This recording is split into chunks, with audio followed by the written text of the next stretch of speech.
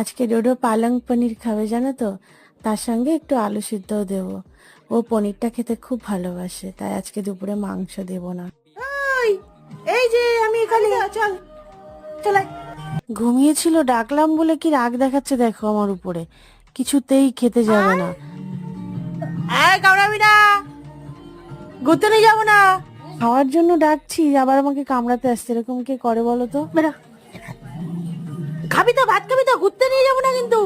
বিকালে বাইকে করে ঘুরতে যাবো, বিকালে বাইকে করে ঘুরতে যাবো, চল চলো চলো চলো। কে যেহেতু খাবারে চিকেন নেই সেটা বুঝতেই পেরেছে, সেই জন্য সে ঘুমানোর অ্যাক্টিং করছে, টেবিলের তলায় বসে আছে, কিছুতেই খাবার খেতে যেতে চাইছে না।